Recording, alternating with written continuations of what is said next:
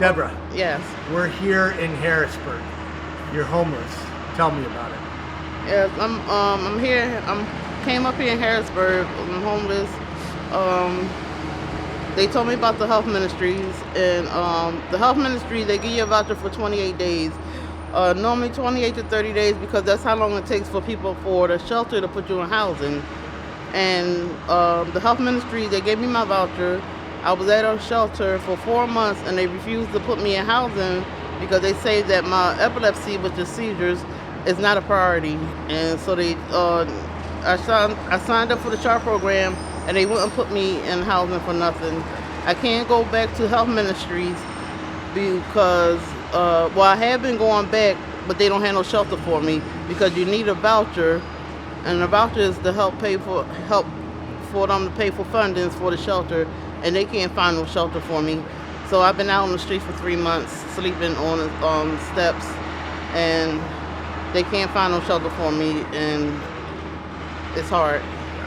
Now, so you got a voucher to go into the shelter. I guess that's how it works. That's in April, yes. And they let you stay longer. Yes.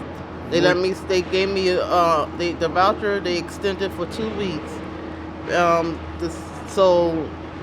Waiting for the SHARP program to come in, either the SHARP or the rapid housing. But the rapid housing says the landlord says my income is not enough money for their apartments. I only get $800 and some odd dollars, and for the apartments they want more money than what I get for my disability check, and I don't have it. So they put me back on the list, and so now I'm on the streets. So, and that's, people think that not being able to afford rent is a big city thing, but here it is in Harrisburg, and you can't afford to get off the streets on disability. On disability, yes. Rooms are, you call rooms, and rooms are rented out. Other cities, you have to be a resident for at least 90 days or whatever to even get into a shelter. And so I'm stuck. I am stuck. So I just I leave it in the Lord's hands. That's what I do. I do things to try not to cry about it, and I just stay to myself. And it's I just don't want to think about it to get depressed. Yeah. But I do what I can. This is no way to live. No, not at all, and not at all. And I still say, to be living at the Shalom House for 4 months and see everybody who owe rent, who owe bills, and who owe whatever. Like I said, I don't owe no rent, I don't owe no bills, and I should have been in housing. And this is not right. It's not right to me. It's not right at all. And because you don't drink, you don't do drugs, and you're not disabled enough, so they don't put you in housing. I have a cut in my brain. I had to get my neurologist. I had to sign a piece of paper to get my neurologist to send it to the shelter because they said I could have been lying. So my neurologist, I signed a release form for my neurologist to send it to the shelter, and they still saying that my epilepsy is not priority. It's not a priority for them to put me in housing. So I don't know what more they want from me, but there's no more that I can do to get into the house and get into, so but as far as the health ministries, I be there. They tell me you have to be there first thing in the morning. I be there from 8:30. They call, and then if they don't hear nothing, they tell me to come back at 1 and be there from 8:30 to 4 just to hear, no, we don't have no shelter for you. It's depressing. And so. I'm so sorry. Just like it rained the other night, and I thank God it didn't rain hard. I was able to get some sleep, but I had to sleep in the rain. They need to put the places need to put themselves in people's shoes. Right. It's just not right. Where'd you sleep last night? I sleep on the steps. I sleep on the steps. I mean, I don't know nobody to go anywhere but downtown, so I just, What I, would you want housed people to know about homelessness that they probably don't know? housing, somebody says that, some of the people tell me it take a year for housing to come through for people, but it's hard living in the streets.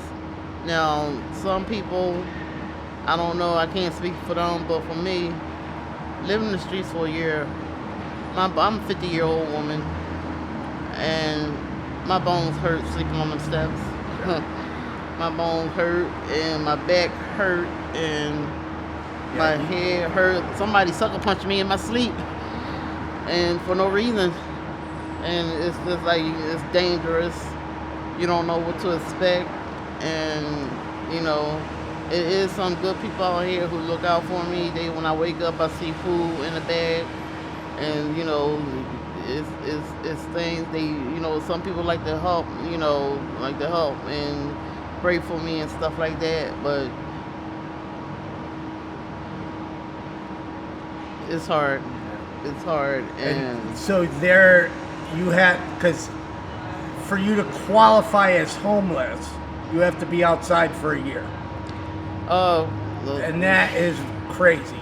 But see, when the shelter had put me out and then they took me off the list, I don't understand why they did that. I don't understand why they did that, because there wasn't no reason why for them to take me off the list. Because the reason why they told me I had to wait all that time, because they had to take care of the people who out in the street who lived under the bridges. Now I'm out in the street and y'all took me off the list. They contradict. They like, it just don't make no sense. It don't make no sense at all. And I don't understand the reason why they did that. Y'all kicked me, y'all put me out because of the stupidness, and then y'all said, well, you're outside, so we got to take you off the list. When y'all told me I had to wait for y'all to get in contact with the people who live under the bridges, who live out in their cars, before y'all can put me into the SHARP program. But now I'm out on the streets and y'all take me off the list. Y'all, it's like they was playing games. It seemed like they never had the tendency. They never wanted to put me in the housing program, in a permanent housing program which I needed, whereas though I pay my rent constantly. I pay, even though now I'm in the street, I pay my bills before I do whatever I have to do, because that's what I have to do. I have to pay my bills. It's like, I do everything I can for what I do, from make my blood pressure not come up and things like that nature, for me not to cause my seizures to come back. But it hurts my head to have people, look at me as just, being a bum or anything else like that, because I know I'm not a bum. I'm a 50-year-old woman who take care of herself and take care of her bills, and always have been since I was 16, and I know what to do to take care of myself and things of that nature. But people like to try to fight you. People like to try to start arguing with you, and that's why I stay to myself. I speak to people who speak to me with respect, but people who like to start arguments with me, I stay away from. And that's just it. Because I don't have time for no fights. I don't have time for that. I never was like that all my life, but I will defend myself if I have to. And that's just it. I have to. Other than that, listen to my gospel, listen to my music, and I leave it in the Lord's hands. And that's the only thing I can do. Deborah, if you had 3 wishes, what would they be? Lord. I love the smile. Oh my gosh, I got you to smile on that one. Well, I would love to, first and foremost, I would love to be out, be into my home. I would love to, I would love for people to treat each other with more respect, more get along. Everybody get along. The world had gotten so, oh my goodness, it just don't make no sense. And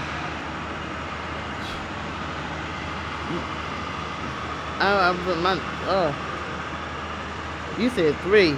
I have so many. Yeah. It's hard to put in. It's like, oh my goodness, because my teeth got knocked out because I got jumped having a seizure, and it's like you said, so many. Yeah. It was like, wow. I have bad teeth from my homelessness, so I So understand. it's like, wow.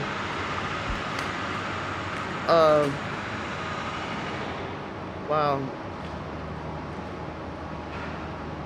It's, I guess